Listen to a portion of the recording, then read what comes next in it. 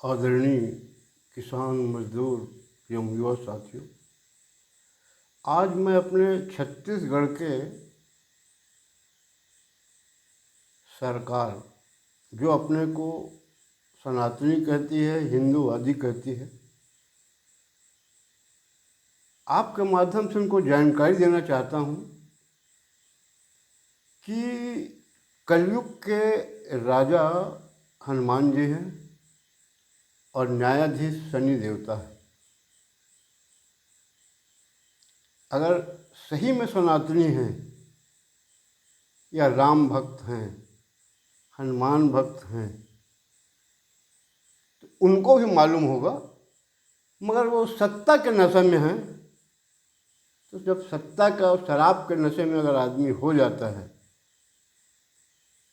शराबी को कभी भी कितना भी समझाओगे आप, वो नहीं मानता।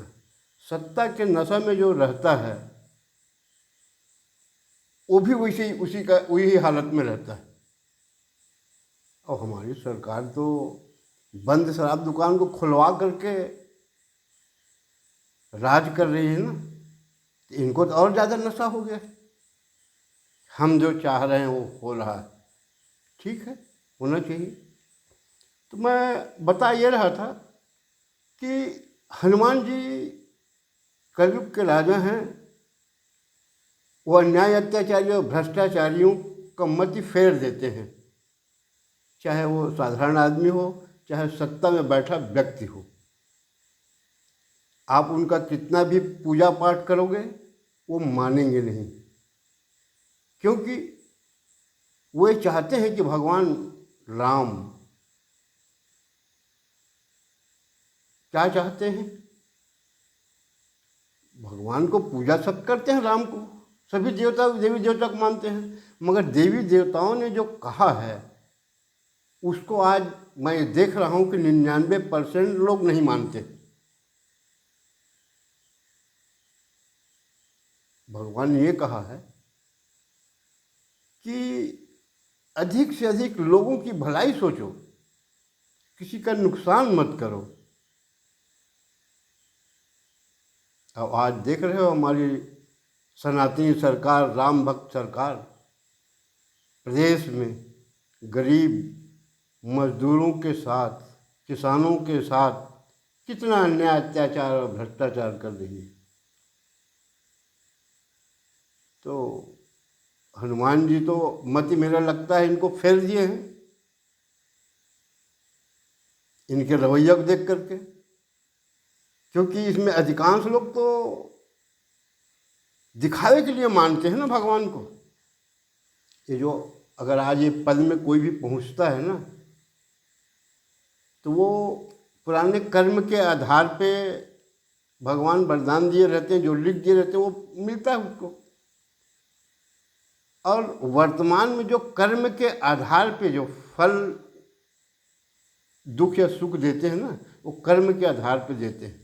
वैसे खैर मुझसे ज़्यादा वो लोग जानते होंगे जो सत्ता में बैठे हैं या सत्ताधीशों के करीब आते जाते हैं, बताने की जरूरत नहीं है। मगर याद दिला रहा हूँ कि 2.5 साल बाद क्या होगा। भगवान हनुमान जी रूठ चुके हैं और शनि के पास आपको भेज दिए हैं। और शनि से हर कोई घबराता है, और नहीं घबराते तो महाराष्ट्र के सिंगनापुर चले जाओ, जहाँ शनि भगवान साक्षात है ना। वहाँ किसी घर में कपाट नहीं है, वहाँ चोरी नहीं हो सकता, और जो चोरी करेगा ना उसका आँख नहीं दिखता कहते हैं।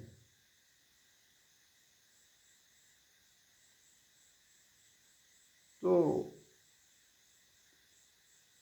इतना मत सताओ, सत्ता आते जाते रहता है। आज हमारा छत्तीसगढ़ के किसान, मजदूर, बेरोजगार, दैनिक वेतन कर्मचारी इतने परेशान हैं इनके झूठे वादे से। हाँ, अगर मैं याद भूल रहा था बताने का कि अगर हमारे छत्तीसगढ़ के नुमाइंदे, सरकार के नुमाइंदे अगर सही में भगवान के भक्त हैं तो उनको याद दिलाना चाहता हूँ कि सबसे पुण्य का काम कौन है मालूम है ना? सत्य बोलना। और सबसे बड़ा पाप का काम झूठ बोलना। आप क्या कर रहे हो फैसला आपको करना है,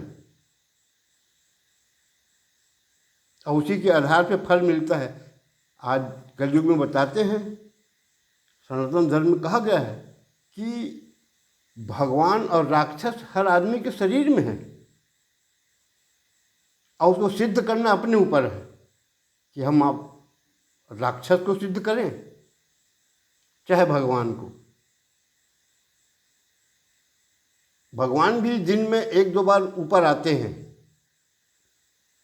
आप हर व्यक्ति ने महसूस किया होगा, कभी कभी ऐसा होता है कि किसी आदमी कोई गलत करते रहता है तो मना करते हो कि ऐसा मत करो, इधर मत जाओ, नहीं तो ऐसा ऐसा हो जाएगा, आप सलाह देते हो, वो नहीं मानता और बाद में हो जाता है तो आप बोलते हो ना कि देखो मैं तुमको मना किया था, क्यों आखिर हो गया ना वैसा। तो वो अंदर से भगवान बुलवाते हैं, हम नहीं बोलते। हमारे शरीर में जो है दूसरा राक्षस, तो राक्षसी प्रवृत्ति आज हमारे ऊपर ज़्यादा हावी है। शराब पीना, जुआ खेलना, झूठ बोलना, किसी को लड़वाना, ये सब पाप कर्म है। बेईमानी करना, तो ये राक्षसी है। तो देख लीजिए कि आज हम किस रास्ते पे चल रहे हैं, उस आधार पे हमको फल मिलेगा। चाहे आप कितनों मंदिर चले जाओ, कहीं चले जाओ, बाबा धाम जाओ, कहीं भी जाओ, कहीं कोई सुनवाई नहीं होना है, वो मन की शांति के लिए भले चले जाओ, मगर कर्म का फल तो मिलना ही मिलना है। तो मेरा बोलने का मतलब ये था कि हमारी जो छत्तीसगढ़ की सरकार है, सत्ता के आने के पहले अपने मन से उसने वादा किया था धान खरीदी का। किसानों ने नहीं मांगा था। पिछले वीडियो में बता चुका हूँ क्या क्या परेशानी दिया है। इस साल तो इसने बड़े बड़े वैज्ञानिक लाया था भाई, धान फसल कम हो, मुझको खरीदी करना कम पड़े करके, बोले 1 एकड़ में 1 बोरी। जब किसानों का उबाल आया ना पूरे प्रदेश भर में, तब इनको समझ में आया, फिर पुराने ढर्रे में आ गए। अभी अभी हाल में आपने सुना होगा कि इस साल धान खरीदी के लिए इनकी मंत्रिमंडल की उप समिति बनी है, जिसके अध्यक्ष कौन हम जानते हो आप? जिसके नेतृत्व में पूरे प्रदेश भर के करोड़ों रुपए का धान चूहा खा गया या इनके अधिकारी बेच के खा गए, और उस पैसे को किस किस को बांटे, वो आदमी अध्यक्ष है। और उसने क्या परेशानी में डाला, वो उसने और उसके सहयोगियों ने ऋण पुस्तिका में जितने लोगों का नाम है वो सबका एग्रीटेक कराना है, और अगर कोई अधिया दे रहा है उसका भी एग्रीटेक कराना है, रेगा दे रहा है उसका भी एग्रीटेक कराना है। वह खुलेआम निर्भीकता से बोल रहा हूँ, छत्तीसगढ़ के 80 से 90% लोग अधिया देते हैं खेत को, जिसमें मंत्री विधायक भी शामिल हैं। ऐसा नहीं है कि हम नहीं जानते, पूरी छत्तीसगढ़ की जनता भिड़ेगी कितने मंत्री विधायक अपने एग्रीटेक कराते हैं, देखा जाएगा। अब चाह रहे हो ना कि देश में हमारे खिलाफ आंदोलन हो, तो मैं तो अपने छत्तीसगढ़ के किसान नेताओं को बोलूँगा कि अगर सही में किसान की हितैषी हो, अगर कांग्रेस और भाजपा की हितैषी हो तो आंदोलन मत करिए। अगर किसानों की हितैषी हो और सही में किसान हो तो आज समय आ गया है, आंदोलन करो। ये भ्रष्टाचारी अध्यक्ष बन गए, धान खरीदी समिति के करोड़ों रुपए गंवारे नहीं कर गए। 10 साल से हमारे यहाँ सहकारिता समिति के चुनाव नहीं कराए, अपने लोगों को नॉमिनेशन करके बिठाए हैं, अब पूरा गड़बड़ी करा के खा रहे हैं। आज इस नियम से एक पर्ची में 4 से 5 लोगों का नाम है, किस कहीं में तो 10 का भी है। शादी हो गई है, एक परिवार को 5 से 10 हजार रुपया खर्चा आएगा लाने ले जाने में। इसको ये सरकार नहीं सोच रही है। आप अपना वादा वापस ले लीजिए। केंद्र सरकार जो देती है ना खरीदी का कीमत, हमारा धान उतना में ही खरीदना है तो खरीदो, नहीं तो मत खरीदो। ऐसा एहसान मत करो। और बोलते हो ना कि शासन की ये सुविधा दी जाएगी एग्रीकल्चर कराने में। अरे भैया, शासन सुविधा विधायक मंत्रियों को ही दो, हमको मत दो। उनको कमी पड़ती है क्योंकि वो तो करोड़पति घर से लखपति घर के लोग हैं, उनको टिकट मिलती है, 1.5 से 2 लाख उनको तनख्वाह मिलता है। विकास कार्य के नाम से एक्स्ट्रा अलग से व्यवस्था करते हैं। और अभी नकटी गांव में तो पता चला कि इनके बेचारे की भूमि है, इनके घर द्वार नहीं है, तो उनके लिए वहाँ के घास जमीन जो उनके पूर्वजों की जमीन थी उसको तोड़वा करके इनका आवास बनाया जा रहा था। तो उनके लिए व्यवस्था करो भाई, हमारे लिए नहीं। हमको ये तुम अपना वापस ले लो विष्णुदेव साय जी।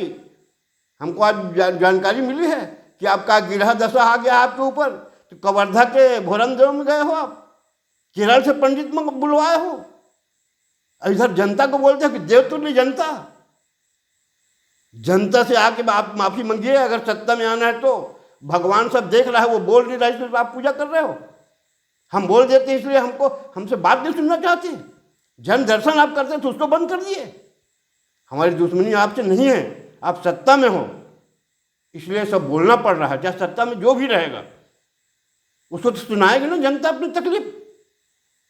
अब भोरम चले जाओ, कहीं भी चले जाओ, हम घर में बैठे हैं, हम अभी से बता रहे हैं।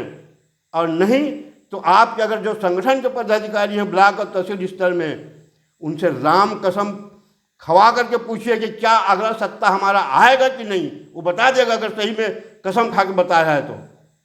सत्ता जाने वाली है आपकी, आप रह नहीं पाओगे चाहे कितना भी ग्रह दशा तोड़वाओ। जनता को तकलीफ दोगे, एक एक किसान को 5-5, 10-10 हजार के खर्चे में डाल रहे हो।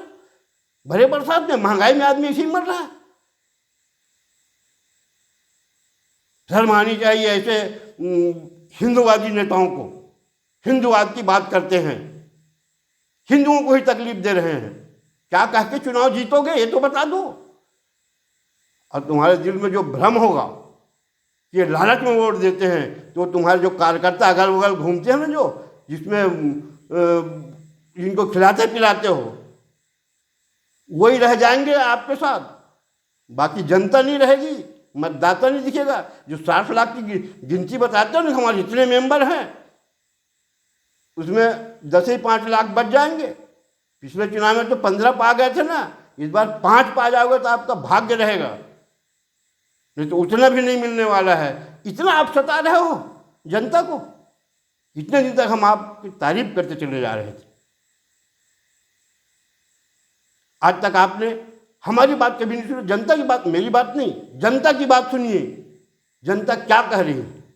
ये धान खरीदी के नियम किसी भ्रष्टाचार, उसको तो अगर नैतिकता हो तो छत्तीसगढ़ के मंत्रियों में तो जिनके ऊपर आरोप लगा है जिस विभाग में, उनको तो नैतिकता के आधार में इस्तीफा ही दे देना था।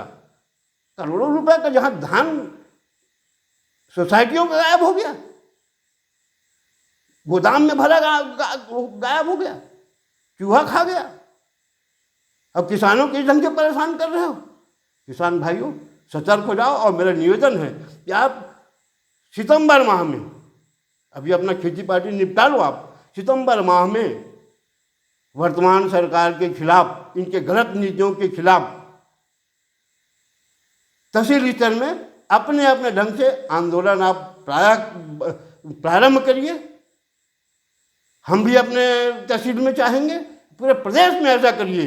क्योंकि देखें ना अभी खाद का आप लोग पूरा प्रदेश भर भिड़े, ठिकाने में आ गया, इसमें भी आएगा वो। तो किसान भाइयों, सितंबर माह में आंदोलन शुरू करिए। इतना करके मैं अपने वाणी विराम देता हूँ। धन्यवाद। जय हिंद।